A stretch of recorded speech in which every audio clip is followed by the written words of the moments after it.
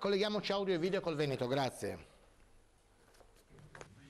Grazie, prendiamo la linea dal Veneto, abbiamo invitato Giorgio Vizzon, ex sindaco di San Michele al Tagliamento a Bibbione. L'altro giorno abbiamo trasmesso un'intervista a Moreno Teso che insomma se la prendeva anche con lei per l'arresto dell'assessore Codogniotto.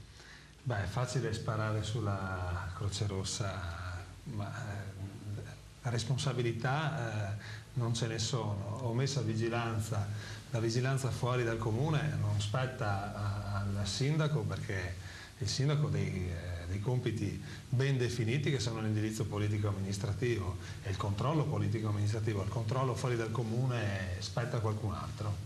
Ecco, però lei immagino non si aspettasse che un episodio del genere portasse alla fine prematura della sua amministrazione. Non mi aspettavo un episodio così. Non si aspettava un episodio così, però diciamo che forse aveva già trovato un accordo con il centro-sinistra per poter reggere qualche mese in più.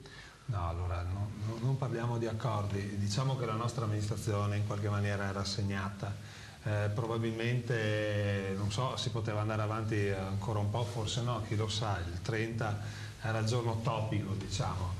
Certo è che comunque era un'agonia che ormai era da tempo che purtroppo avevamo questa agonia e non lo so gli esiti, secondo me non sarebbe cambiato molto, certo che quello che è successo qualcosa di... Ecco, però Moreno Teso ha posto anche l'accento su un argomento di cui parlano tutti a San Michele, di cui forse ha già parlato anche ai nostri microfoni, ma vorrei che lei lo ribadisse un attimo, nel senso che c'è questa divisione all'interno del PDL provocata dall'assunzione di questi dirigenti.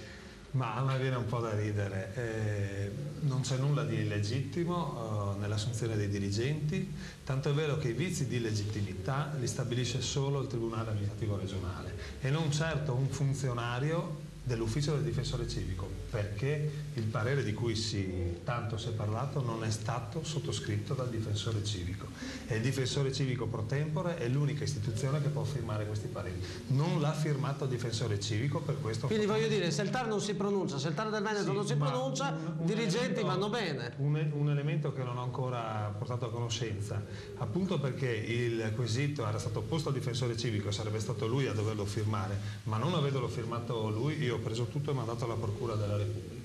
Addirittura? E come andrà a finire? Adesso deciderà la Procura se iscriverla nel registro degli indagati o no.